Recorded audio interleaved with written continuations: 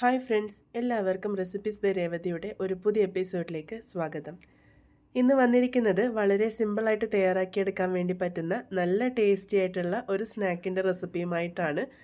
ഇത് വൈകുന്നേരം 4 മണി പലഹാരമായിട്ട് ഉപയോഗിക്കാം, അല്ലാന്നുണ്ടെങ്കിൽ സ്വീറ്റായിട്ട് വേണമെങ്കിലും ഉപയോഗിക്കാവുന്നതാണ്.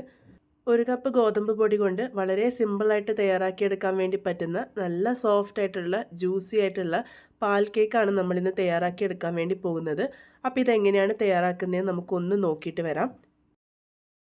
അതിനായിട്ട് നമുക്കിവിടെ ആവശ്യമായിട്ടുള്ളത് ഒരു മുട്ടയാണ്. അപ്പോൾ ഞാനിവിടെ ഒരു മുട്ട പൊട്ടിച്ച് ഒരു ബൗളിലേക്ക് ഒഴിച്ചു കൊടുത്തിട്ടുണ്ട്. ഇതിൻ്റെ കൂടെ തന്നെ നമുക്കിവിടെ ഒരു നുള്ള് ഉപ്പും കൂടെ ചേർത്ത് കൊടുക്കാം. ഇനി ഇതിലേക്ക് പഞ്ചസാരയാണ് ചേർത്ത് കൊടുക്കേണ്ടത്. നിങ്ങൾക്ക് പൊടിച്ചതോ പൊടിക്കാത്തതോ ആയിട്ടുള്ള പഞ്ചസാര ഉപയോഗിക്കാം. ഞാനിവിടെ 3 ടേബിൾ സ്പൂണ് പഞ്ചസാരയാണ് ഇട്ട് കൊടുത്തിരിക്കുന്നത്. ടീസ്പൂണല്ല, ടേബിൾ സ്പൂണാണ് ചേർത്ത് കൊടുക്കേണ്ടത്. ഇതിൻ്റെ കൂടെ തന്നെ 2 ടേബിൾ സ്പൂൺ അളവിൽ ഓയിലോ അല്ലാന്നുണ്ടെങ്കിൽ ബട്ടറോ ഗീയോ ചേർത്ത് കൊടുക്കാവുന്നതാണ്. മണമില്ലാത്ത ഓയിൽ ചേർത്താൽ മതി.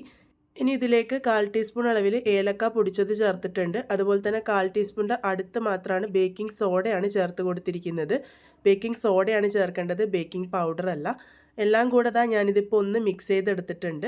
ആ ഒരു പഞ്ചസാരയൊക്കെ ഒന്ന് അലിഞ്ഞ് വരണം, ആ ഒരു സമയം വരെ മിക്സ് ചെയ്താൽ മതി. ഒരുപാട് അങ്ങനെ പതപ്പിക്കേണ്ട ആവശ്യമൊന്നുമില്ല. പഞ്ചസാരയൊക്കെ നല്ലപോലെ അലിഞ്ഞ് വന്നിട്ടുണ്ട്. ഇനി ഇതിലേക്ക് 1 കപ്പ് അളവ് ഗോതമ്പ് പൊടിയാണ് ചേർത്ത് കൊടുത്തിരിക്കുന്നത്. ഇതിൻ്റെ കൂടെ തന്നെ ഒരു 2.5 ടേബിൾ സ്പൂൺ അളവിൽ പാൽപ്പൊടി കൂടെ ഞാനിവിടെ ചേർത്തിട്ടുണ്ട്. 2.5 ടേബിൾ സ്പൂണ് പാൽപ്പൊടിയാണ് ഞാനിവിടെ ചേർത്ത് കൊടുത്തിരിക്കുന്നത്. ഇനി എല്ലാം കൂടെ നമുക്കൊന്ന് കുഴച്ചെടുക്കാണ് വേണ്ടത്. നമ്മളുടെ മുട്ടയുടെ വലുപ്പത്തിനനുസരിച്ചൊക്കെ നമ്മൾ ഉപയോഗിക്കുന്ന പൊടിയുടെ അളവ് അങ്ങോട്ടോ ഇങ്ങോട്ടൊക്കെ ആവാനുള്ള സാധ്യതയുണ്ട്. അപ്പോൾ ഇതിപ്പോൾ 1 കപ്പ് അളവ് ഗോതമ്പ് പൊടി കറക്റ്റായിരുന്നു. അപ്പോൾ ഞാനിതിപ്പോൾ ഒന്ന് നല്ലപോലെ മിക്സ് ചെയ്തെടുത്തിട്ടുണ്ട്. അതിന് ശേഷം നമുക്കിത് നന്നായിട്ട് കുഴച്ചെടുക്കാം. നമ്മൾ സാധാരണ ചപ്പാത്തിക്കൊക്കെ കുഴച്ചെടുക്കുന്ന പോലെ തന്നെ കുഴച്ചെടുത്താൽ മതി. ഒരുപാട് കൂട്ട് ഹാർഡായിട്ട് തോന്നുന്നുണ്ടെങ്കിൽ മാത്രം കുറച്ച് വെള്ളമോ അല്ലാന്നുണ്ടെങ്കിൽ പാലോ ചേർത്ത് കൊടുക്കാവുന്നതാണ്. അപ്പോൾ ഞാനിതിപ്പം കുഴച്ചെടുക്കുകയാണ്. ആ ഒരു പഞ്ചസാരയും മുട്ടയുടെ പറ്റിൽ തന്നെ എനിക്കിത് കുഴച്ചെടുക്കാൻ വേണ്ടി പറ്റിയിട്ടുണ്ട്.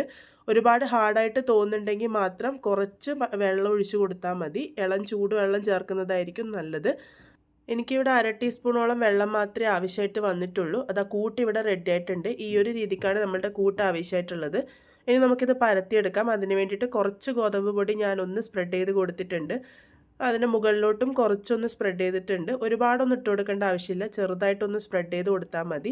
ഇനി നമുക്കിത് പരത്തിയെടുക്കാം. ഇത് ഒരുപാട് അങ്ങനെ കനം കുറച്ച് പരത്തിയെടുക്കേണ്ട ആവശ്യമില്ല. ഇതിന് എത്രയാണ് കട്ടി വേണ്ടതെന്ന് ഞാൻ അവസാനം കാണിച്ചു തരാം. ഞാനിതിപ്പോൾ ഒരു റെക്റ്റാങ്കിൾ ഷേപ്പിലോട്ടേക്കാണ് ആക്കിയെടുക്കുന്നത്. ആ ഒരു കറക്റ്റ് പാകത്തിൽ മുറിച്ചെടുക്കാൻ വേണ്ടിയിട്ടാണ് ഈ ഒരു ഷേപ്പിലേക്ക് പരത്തിയെടുത്തിരിക്കുന്നത്. ഇതുപോലെ കൈ ഉപയോഗിച്ച് നമുക്ക് റെക്റ്റാങ്കിൾ ഷേപ്പിലോട്ടേക്ക് ആക്കിയെടുക്കാം. അപ്പോൾ ഈ ഒരു രീതിക്ക് ഞാൻ തയ്യാറാക്കി എടുത്തിട്ടുണ്ട്. ഈ ഒരു കനത്തിലാണ് ഞാനിപ്പോൾ ഇവിടെ പരത്തിയെടുത്തിരിക്കുന്നത്.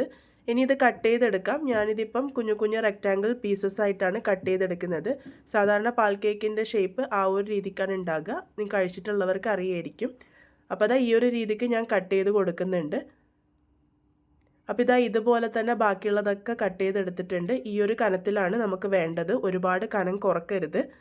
ഇനി നമുക്കിവിടെ പഞ്ചസാര പാനിയുടെ ആവശ്യമുണ്ട്. അതിന് വേണ്ടിയിട്ട് ഞാനിവിടെ ഒരു പാനിലേക്ക് 1/2 കപ്പ് അളവ് പഞ്ചസാര ഇട്ട് കൊടുത്തിട്ടുണ്ട്. ഇതിലേക്ക് 1 കപ്പ് അളവ് വെള്ളം ഒഴിച്ചിട്ട് നമുക്ക് പാനിയാക്കി എടുക്കാം.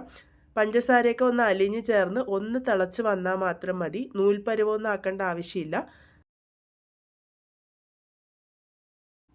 ഇപ്പോൾ പഞ്ചസാരയൊക്കെ നന്നായിട്ട് അലിഞ്ഞ് വന്നിട്ടുണ്ട്. ഒന്ന് തിളച്ച് കിട്ടിയിട്ടുണ്ട്. നമുക്കിത് ഓഫ് ചെയ്യാം. ഇനി നമ്മൾ കട്ട് ചെയ്ത് വെച്ചിരിക്കുന്ന ഗോതമ്പ് പൊടിയുടെ കൂട്ട് ഫ്രൈ ചെയ്തെടുക്കാനാണ് പോകുന്നത്. അതിന് വേണ്ടിയിട്ട് കുറച്ച് ഓയിൽ നേരത്തെ ചൂടാക്കാൻ വേണ്ടി വെച്ചിരുന്നു. ഓയിൽ നല്ലപോലെ ചൂടായതിന് ശേഷം ഓരോന്നായിട്ട് ഇട്ട് കൊടുക്കാം. അതിനുശേഷം ഏറ്റവും ലോ ഫ്ലെയിമിൽ വെച്ചിട്ട് വേണം ഇത് കുക്ക് ചെയ്തെടുക്കാൻ വേണ്ടിയിട്ട്. കാരണം ഇതിൽ പാൽപ്പൊടിയും പഞ്ചസാരയൊക്കെ ഉള്ളതുകൊണ്ട് തന്നെ പെട്ടെന്ന് കളറ് മാറി വരും. അപ്പോൾ ഉള്ളോളം വെന്ത് കിട്ടണമെന്നുണ്ടെങ്കിൽ ലോ ടു മീഡിയം ഫ്ലെയിമിൽ വെച്ചിട്ട് തന്നെ കുക്ക് ചെയ്തെടുക്കണം. അതുപോലെ ഇതിങ്ങനെ തിരിച്ചും മറിച്ചൊക്കെ ഇട്ട് കൊടുക്കാൻ വേണ്ടി മറക്കരുത്. അതുപോലെ തന്നെ ഇതിങ്ങനെ ഒന്ന് അനക്കി കൊടുക്കുന്നതായിരിക്കും നല്ലത്. അല്ലാന്നുണ്ടെങ്കിൽ പെട്ടെന്ന് കളറൊക്കെ മാറി ഒരു ഡാർക്ക് ബ്രൗൺ കളറായിട്ടാണ് ഉണ്ടാകുക. അപ്പോൾ ഈ ഒരു രീതിക്ക് ഞാനിപ്പം തിരിച്ചും മറിച്ചൊക്കെ ഇട്ടിട്ട് എല്ലാ ഭാഗവും നല്ലൊരു ഗോൾഡൻ ബ്രൗൺ കളർ ആകുന്നത് വരെയാണ് ഇത് കുക്ക് ചെയ്തെടുക്കേണ്ടത്. ഇതുപോലെ അനക്കി കൊടുക്കാൻ മറക്കരുത്.